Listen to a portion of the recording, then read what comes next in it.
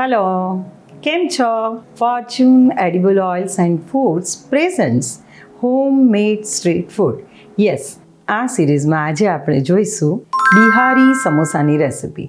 બિહારી સમોસા બિહારમાં 1972માં એક જે વેન્ડર હતા એ સાયકલ ઉપર ઘંટડી વગાડતા અને ત્યારે એને ઘંટાવાળા સમોસા કહેવામાં આવતું. આપણને ખબર છે કે બિહારી સમોસા એટલે મોર ક્રિસ્પી, મોર સ્પાઇસી. તો ચાલો શીખીએ Bihari samosa from your favourite chef Aanal.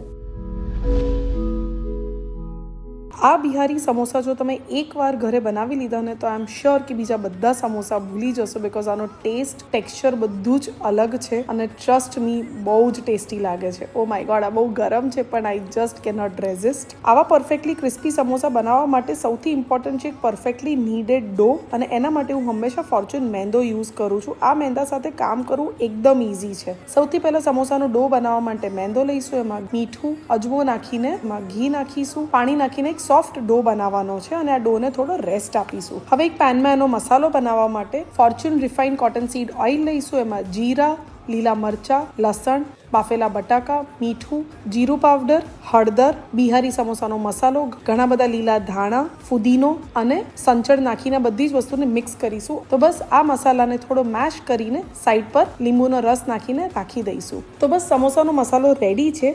હવે સ્ટફિંગને સારી રીતે સમોસામાં ભરી લઈ અને પરફેક્ટ ડોના કારણે જુઓ સમોસા પણ ખૂબ જ ઇઝીલી વડાય છે અને વાળીને સીલ કરી દઈશું. સમોસા બધા જ વડાઈ ગયા છે અને તેલ પણ એકદમ ગરમ થઈ ગયું છે. હવે બધા જ સમોસાને Fortune cotton light refined cotton seed ઓઇલમાં ફ્રાય કરી લઈશું. આ ઓઇલમાં જ્યારે પણ તમે કંઈ ફ્રાય કરો છો ત્યારે તેલ વધારે પડતું એબ્ઝોર્બ નથી થતું. સાથે આ ઓઇલ લાઇટ અને ન્યુટ્રલ હોય છે એટલે સમોસા ક્રિસ્પી બનાવી તે નોન ગ્રીસી રહે છે. હાઈ હીટ પર પણ ઓઇલ સ્ટેબલ રહે છે, તેથી કલર અને ટેસ્ટ પરફેક્ટલી કંટ્રોલમાં રહે છે. તો બસ, અગર તમને બિહારી મસાલાની રેસીપી જોઈએ છે તો મને કમેન્ટ બોક્સમાં રેસીપી કરીને લખીને મોકલો, હું તમને રેસીપી DM કરીશ. આપણા ગરમા ગરમ સમોસા તૈયાર છે, બહારથી એકદમ ક્રિસ્પી અને એનો ટેસ્ટ ખૂબ જ ડિફરન્ટ છે. Oh my God, I just cannot resist. I am so loving it. Enjoy.